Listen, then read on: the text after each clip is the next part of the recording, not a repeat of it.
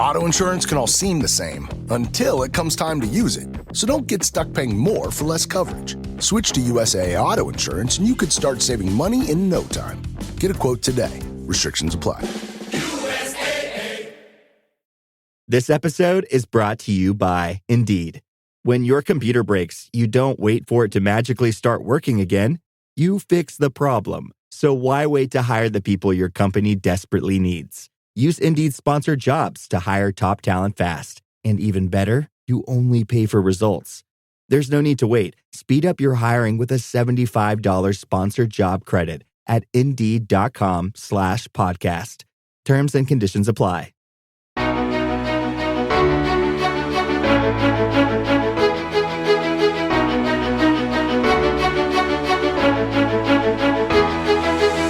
I learn how our offense teaches blocking and how our defense teaches tackling, and I incorporate that into our special teams. I want our players to hear the exact same terminology that our offensive and defensive coordinator are teaching them. So if it's a return unit, hairline under chin, violent inside hands, and active feet, and then we finish every block with a push, right? That way we're not reaching and getting holding calls. So hairline under chin, I'm going to win the pad level game. Left, right, left steps, violent inside hands, when I'm blocking. But if that whistle blows, I'm finishing every play with a push. Don't even give them a chance to give a holding call. And then the way we teach tackling is really simple, right?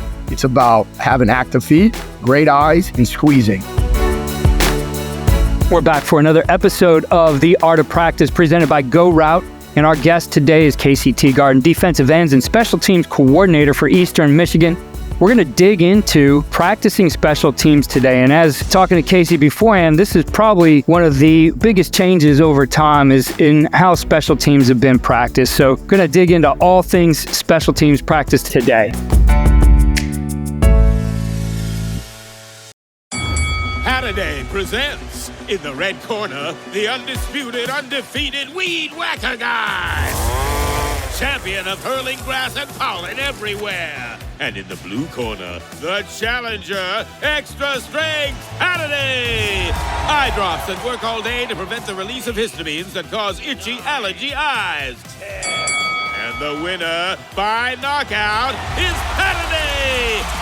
Halliday, bring it on.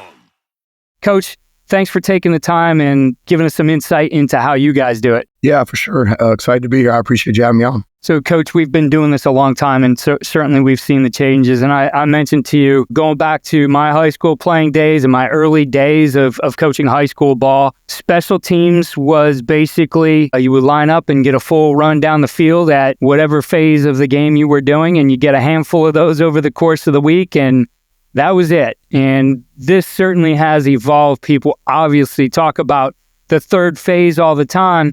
But as you look at it, what do you think has been the biggest change for you from the beginning to where you are right now? I think when I first got into it, I felt the same way. Like, I have to have these guys full cover. I have to have them feel the stress and the speed of, right, if it's kickoff, running that 60, and then our lane compression and all those things.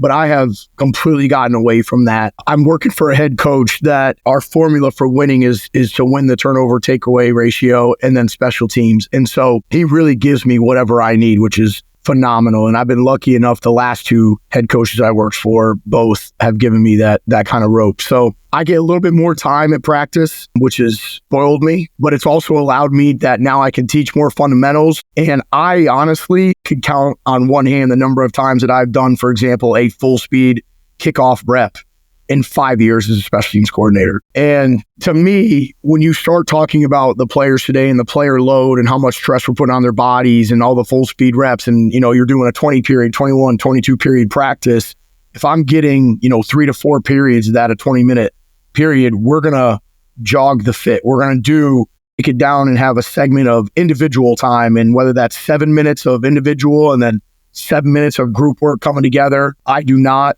kick off. I kind of break it up from a takeoff, right? Where we're just going to take the line and time it up with the kicker's approach. And then we're going to jog the fit.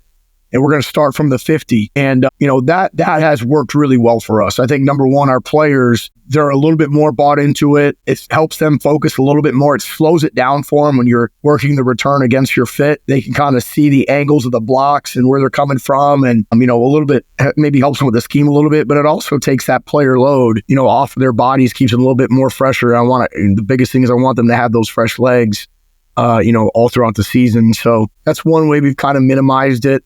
Same thing on like a punt. We may protect and then we will cover for 10. And to me, it's just, hey, we're working to our initial coverage landmarks and then we're stopping and we're getting the twos out there, and the twos are doing the same thing, and threes are coming out and they're doing the same thing, and then back to the ones. And then we'll chop it up. And once we get our kicks in, we'll kind of alternate and go downfield and work on our finish and, our net and how we're bringing our net together to squeeze a returner. And so for me, it's definitely changed over time, where as a young coach, I felt like I got to get all this in and I got to do, and now it's, if you break it down for them and you have the time and the head coach gives you the time that you need to break it down, I think it works wonders and the kids buy in. They just believe in it a lot better. They know you're taking care of them. And so when you ask them to go, they go. Yeah. The thing for me that kind of was the light bulb went on my first day as a college coach at Baldwin Wallace, first official day in with everybody there. Our day and a half was spent on special teams, and our head coach, and I think Jim Meyer, who somehow knew him, we brought in Frank Novak from the Green Bay Packers. He had just retired. And, you go from thinking, I've spent a lot of time on this at the high school level and know a lot about this, and you start to hear him talking and the different things and the details. And I'm like, wow, I really didn't know much about this, right? You can learn so much about it, the way he was thinking about just the different fits and then getting into, how they practice it. I filled up two notebooks in a day and a half of that. And my responsibility was the kick return team. And so that was the stuff, like I had a full notebook just on kick return and the drills, and went to just 2 whistle drills like you mentioned. Like, we turn and run and get our fit back to our drop points, be able to see that and where our guys are coming from. And then we blow the second whistle, and then not a full speed, but just get up into our fit and understand, where are you getting the play? It was all about placement and timing, right? And I think, we went, you think about, high school football kickoff, kick return was just like the old school was flying wedge. It was football from the 40s, right? It was just brutal. You run down blindly. Everybody's running as hard as they can at each other. They get the biggest collision. There's bodies all over the place. And, then you get to something like this that Frank is teaching with the precision.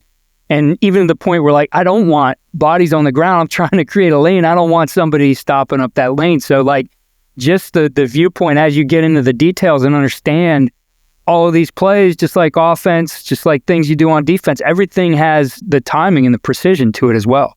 Yeah. And not only that, we focus, the 2 whistle is critical, but also I think, there's so talented kickers nowadays that they can make the ball dance. And so we teach, ball flight off the foot, because you got guys, put it in the middle of the field, they'll go right, they'll go left, they'll go down the middle. And so that alternates your drop and your leverage, in kickoff return, and how you're getting back and how you're squaring up. So we do that where we're just going to have our kickers spray the ball, and our guys got to drop, like you're saying, get their depth, their landmarks, square up, but it varies off of the kick. And a lot of people don't understand that. And even for young people, like, guys, the kickoff team's going to go where the ball goes. So if they kicked our left, even though I called a right return, we got to go left. Like everything alternates off of that, but you got to practice it, or else you're just going to get smoked on Saturdays. So yeah, you got to break down the individual techniques and exactly the finite details. We have a saying, and I say it every day, and our players can repeat, it's how you do anything is how you do everything. And so every little detail matters in what we're doing. Where my inside eye to his outside eye. We're breaking it down, 6-inch step replaced. Hips are square, and then I try to make it easier for our players. I learn how our offense teaches blocking and how our defense teaches tackling, and I incorporate that into our special teams. I want our players to hear the exact same terminology that our offensive and defensive coordinator are teaching them. So if it's a return unit, hairline under chin, violent inside hands, and active feet, and then we finish every block with a push, right? That way we're not reaching and getting holding calls. So hairline under chin, I'm going to win the pad level game. Left, right, left steps, violent inside hands, when I'm blocking. But if that whistle blows, I'm finishing every play with a push. Don't even give them a chance to give a holding call. And then the way we teach tackling is really simple, right? It's about having active feet, great eyes, and squeezing. And that there's different components to it. Obviously, our squeeze has to do with leverage, but also eyes through the thigh and drive for 5 and all those things that you see. But I try to really use the finite details that our OC and our DC are teaching and incorporate it so our players hear the constant, consistent message of these are how we teach our fundamentals and these are the techniques. And I think it's helped out our guys a lot too.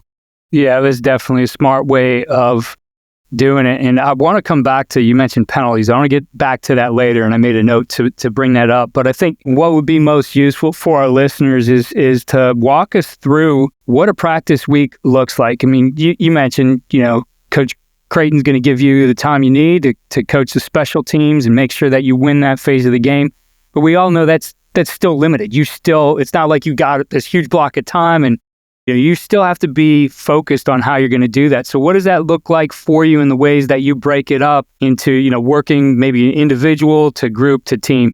Yeah, so early on in the season, I'll just take you like a game week. We're a Monday off team, so on Monday I have all the cut-ups done. My guys that are starters on our punt team, they're watching and they're asking for it, especially guys in our shield or our punter and snapper, and asking what kind of looks they may see, what we're kind of expecting week to week. We do all of our cover units on Tuesday, and the reason for that is, you're starting to see some guys that are dual trained players. So whether your punter is your kickoff guy and so on and so forth. I think of Jordan Stout when I was at Indiana and Penn State, right? He was their punter, he was their kickoff guy. And so, he could do a little bit of everything. So you try to save their legs as well and not wear and tear on them. We like to do our cover units on Tuesdays, and then we do our return units on Wednesdays. So we come right out of stretch.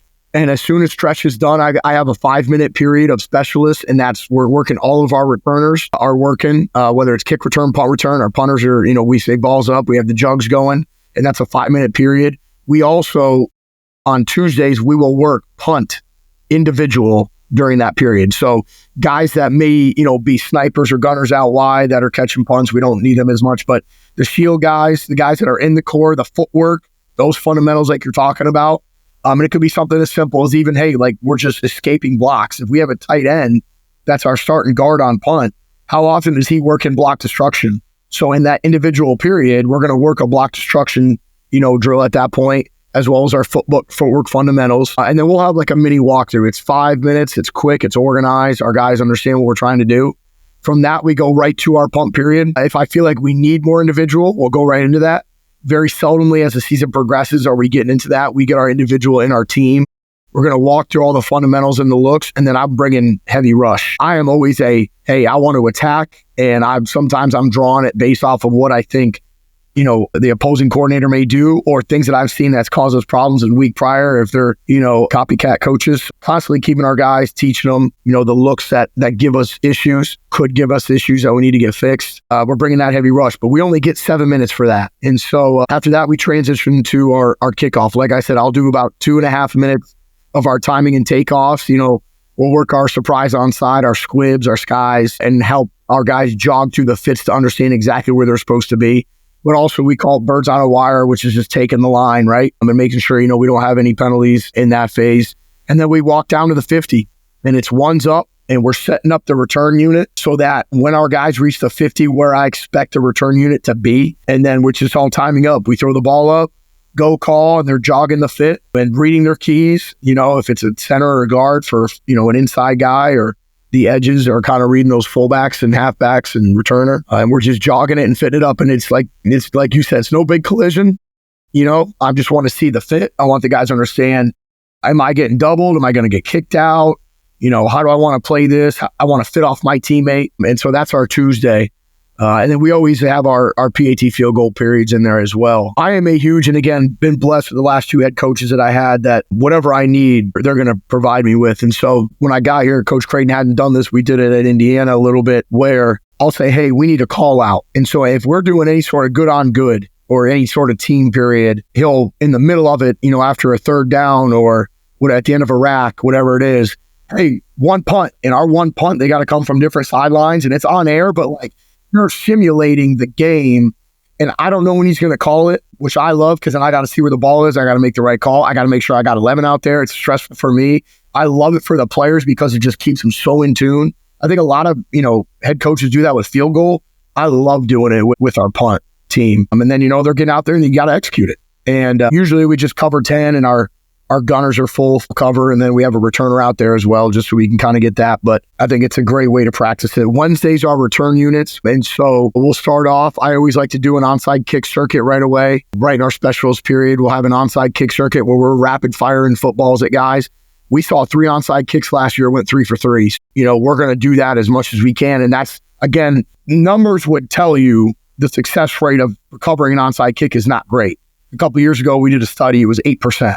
Right. And so I think it was maybe 2022 or something like that. And so, but still, those guys, how often do they really line up out there and are you firing balls at them and they got to read and react and make decisions, with the game on the line? I mean, the game is on the line when that team is out there. So we do that in our specialist period, which has been great for us. And again, that's on Wednesdays with our return units. And that's a 5-minute period there. And then we'll go right into our kickoff return. And for this one, I will cover the full field, but I have a scout, or a look kickoff team that's there. And I'll have our kickers that are not traveling so they don't get wear and tear on their legs. I'll have those guys kick the different kicks where I think we're going to see, and we'll just set up our return or whatever it is for that week. It's 2 contact. It's not finished, right? Like nobody's going to the ground. Everything's obviously, we're always staying up, taking care of each other. But again, I want to see the angles or their drops off the ball flight.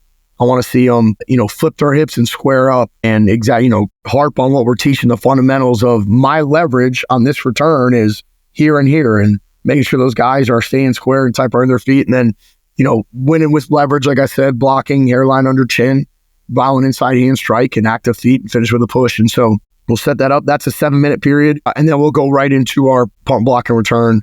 Always come out and I'm going to work on our, I love pressure. Like I said, I've been blessed the last couple of years. We've had some success blocking punts. And Eastern Michigan, nobody has blocked more punts in Eastern Michigan since 2016 in the MAC. So Coach Creighton, as well, is very, hey man, I want to teach this and these fundamentals, and we'll do some circuit stuff, but we'll always work on our punt block first, and then it's really just formation and adjustments. And I want rapid fire, at our returners, catching as many as they can, putting them in stressful situations. So like I said, I'm extremely lucky where I get a 20-minute block right after stretch, right at the beginning of practice. And then depending on the day, he'll call randomly, hey, 1 punt, 2 punt, and our guys have got to be locked in. And I love it, control chaos. Give those players an environment where they have to take a deep breath and relax a little bit, but also go out and execute. Yeah, definitely practicing the transitions of the game. I think is an important and overlooked thing. I see, and again, there are mistakes I made going back to high school days of just doing everything kind of out of context, right? Not putting it into practice, not getting those guys off of the sideline, off the field. That's part of the game. You still want to get those reps with that as well. The other thing you mentioned a couple times, making sure you avoid those penalties. I've seen an emphasis on guys practicing those parts too, and making sure, if you're going downfield to block, how do you avoid making sure you don't get that block in the back? You certainly don't want to play coming back, but you also, even a play if it doesn't go far, give up yardage because you have a stupid penalty like that too. Coaches, if you're looking to maximize reps and create game-like tempo in practice, look no further than GoRout. With instant play call delivery, real-time adjustments, and seamless integration within your existing playbooks, GoRout allows your team to get the most out of every rep. Visit GoRout.com today to see how top programs across the country are using it to level up their practices. So what are some of the things you practice to avoid penalties? Yeah. So we drill it, which sounds crazy to do, right? But we put our guys in a hard situation. We will start them locked up where their hands are outside of their framework, and we call it throwing the off arm. So if I'm locked out here, holding is a product of the feet, not the hands. All I got to do is slide my feet. Now I'm back in position. We're not going to get that called. So he's broken my framework, and I'm going to throw my off arm, right? And I'm going to lock out my near arm, near shoulder. So we practice that, and then we practice the transition. The next part of the transition is if I ever see a back of a man. And the best way that I think about this is if I'm on the punt block and return team and we're working a hold up drill, okay, the punter is always unblocked. because you don't have a body for them, right? I mean, so the returner would usually be the guy that you would account for the punter. And so I always tell our guys, if you ever see the back of another man, the punter's unblocked. And I tell our returner, hey man, look, you're going to have to make somebody miss. You know, you're like, very seldomly are you calling the perfect return call wall to the field and they pin it to the boundary and that whole cover team goes all the way there and you know, so obviously everybody's got to do their job. But if I get beat, we are putting our foot in the ground and we are retracing our steps knowing somebody is going to be unblocked. Now you have multiple guys get beat on a play or something like that happens. You see multiple guys play it and go back, then you probably got the wrong guys out there. You got to put some different personnel in there. But if that happens, hey, look, go find a different color jersey. We can help double team, whatever it is, right? And help your teammates out. So we actually do that in drills. If our guys get beat in drills and they see the back of a jersey, I want to see them on tape, put their foot in the ground and retrace. And they're not physically going to go block somebody, but like in the one-on-one drills that we're working, hey, I just got beat, ground, retrace. And we coach it and we teach it. And I'm pulling it up on tape and saying, hey, look, obviously we don't love the product of you getting beat at the line of scrimmage, but you did a great job of retracing, go and find extra work. So you got to kind of, you know, talk them through it because it is going to happen for sure, you know. And then just like I said, to me, we teach holding it's a byproduct of the feet, not the hands. And so if I'm not, because everything we want to do is we are moving side to side and we have active feet. Our feet are never in stone.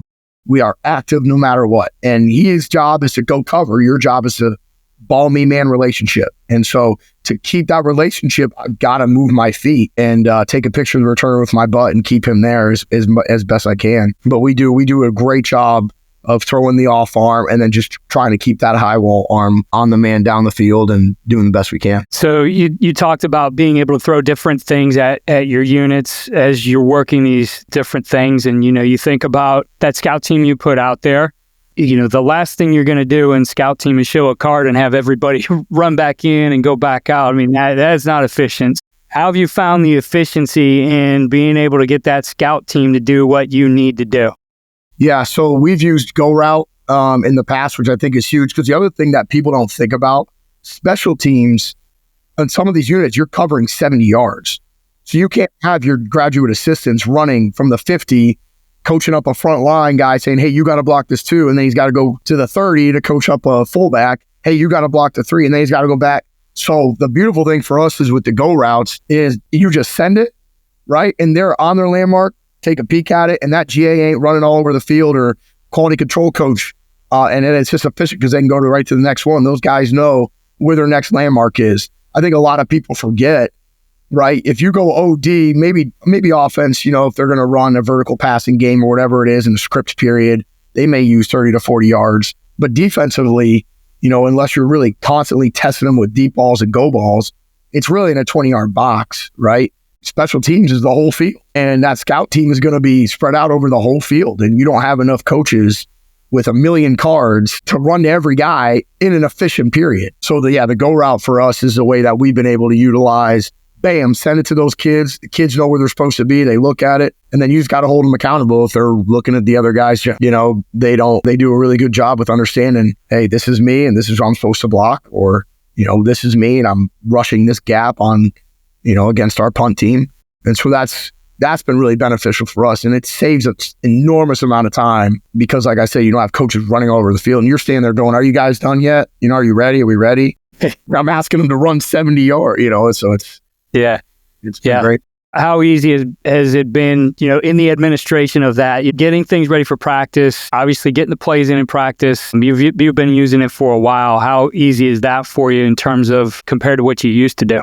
It's night and day because the system, when you upload everything into the computer, right, into those files, they're there. And so we can revert back to years past and you may play a team with a similar scheme or game plan or whatever it is. And everything's right there. So it's easy for us just to pull those files. I go to my quality control coach and say, hey, look, I want these looks. I want, you know, a 4x4 rush versus our punt team. And this is where I want to stress. Well, we probably did that 3 weeks ago.